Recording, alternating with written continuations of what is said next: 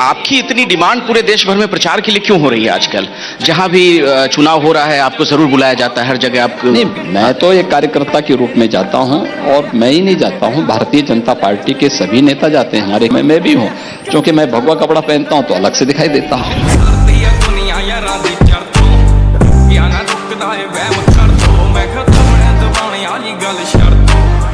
समझ रहे हो?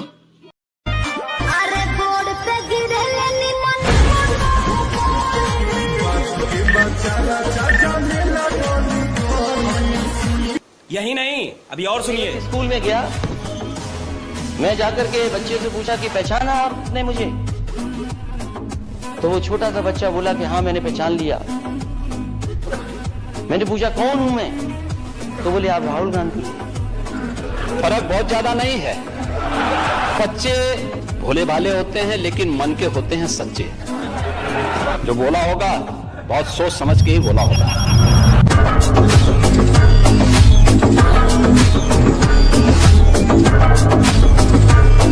रुको जरा, सब्र करो। हिंदू लड़की मुसलमान लड़के के साथ भाग जाए तो लव जिहाद, और अगर किसी मुस्लिम लड़की से हिंदू लड़का शादी कर ले तो जिंदाबाद कहते हैं। ये डबल स्टैंडर्ड क्या है? हिंदू लड़के के साथ कोई मुस्लिम लड़की जाती है तो अपनी सामाजिक सुरक्षा के नाते जाती है। इस बात को लेकर के जाती है कि वह हिंदू लड़का उस लड़की को लेके जा रहा है तो एक शादी के अपने व्रत को निभाएगा, उसकी सामाजिक सुरक्षा की गारंटी देता है।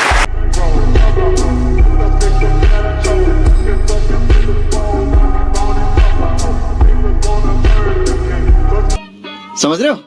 अगर अल्लाह को स्पीकर की जरूरत नहीं है तो हनुमान जी को चालीसा सुनने के लिए स्पीकर की जरूरत है। आप एक बार देखिए, अब आप जैसे हनुमान चालीसा में कहते हैं जय हनुमान ज्ञान गुण सागर, हनुमान जी की स्तुति करते हैं।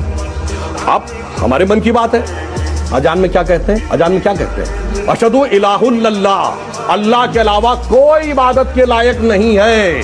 अशहदु मोहम्मद रसूलुल्लाह का अर्थ ये हुआ कि रसूल के अलावा, मोहम्मद साहब के अलावा कोई पैगंबर नहीं है। तो जैनों के 24 तीर्थंकरों का अपमान, सिखों के 10 गुरुओं का अपमान, हिंदुओं के 10 अवतारों का अपमान। सुनिए, तो घूम फिर के क्यों पहुंचे? आपके मन में है कि मेरे पिताजी सबसे लायक है, मैं अपने घर में कहूंगा।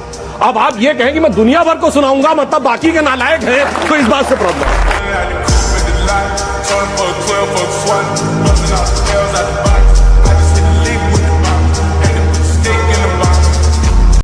रुको जरा, सब्र करो। मैं कहती हूँ हमारे मैनिफेस्टो में लिखा है कि बजरंग दल हो, पीएफआई हो या कोई भी ऐसी ऑर्गेनाइजेशन हो जो देश को बांटने का काम, देश की सुरक्षा के साथ खेले, समाज को बांटने का, चाहे वो इंडिविजुअल हो, जो है। आप चाहते हैं ऐसे लोग अभी भी आपके देश में सक्रिय रहे? अगर चाहते हैं तो ठीक है, मोदी जी है, वो सपोर्ट कर रहे हैं। उसने कहा बजरंग दल पे बैन लगाओगे, फारूक बाना, अब्दुल रजाक, हाजी बिलाल, ये सब इन्होंने गोधरा में 59 हिंदुओं को जलाया था। ये सब कांग्रेस के नेता थे। क्या आप कांग्रेस पे बैन लगाओगे? और ये जो आपको जय श्री राम के नारों से दिक्कत हो रही है, जय बजरंग बली के नामों से दिक्कत हो रही है, तो ये जो आग लग जाती है ना कांग्रेस में जय बजरंग बली के नाम से, इसी आग ने लंका जलाई थी, यही आग कांग्रेस जलाई। अभी और सुनिए। जैसे ही आप नरेंद्र मोदी का नाम लेते हैं, ऐसे ही उद्धव ठाकरे भड़कते हैं। अबे उसका मैं क्या कर सकता हूँ? मैं उसका क्या कर सकता हूँ? आप उनका गठबंधन तोड़वा देंगे। मुझे कोई जरूरत नहीं है। अगर दो पार्टियों को अगर देखा जाए तो आज कोर्ट में उनके डिवोर्स पेपर है तैयार।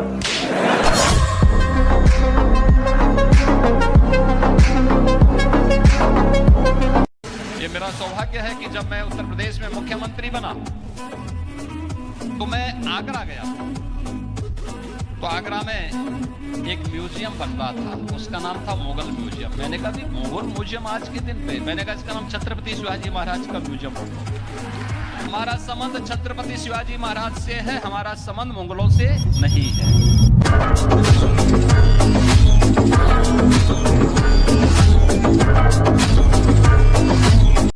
रुको जरा, सब्र करो। अजीत पवार अपने आसपास पुलिस का घेरा हटा के आए तो अपने पैरों पर चलकर वापस नहीं गए। जी बिल्कुल कहा। जगह पे मैं गया था, वहाँ पे उनके लोगों ने कुछ पथराव किया था हमारी गाड़ियों के ऊपर। तो मुझे लगता है उस वक्त मैंने ये स्टेटमेंट का मतलब जानते हैं? बिल्कुल। हाथ पैर तोड़ के बेचेंगे। बिल्कुल। और कहा कि घर में घुस के मारेंगे। बिल्कुल।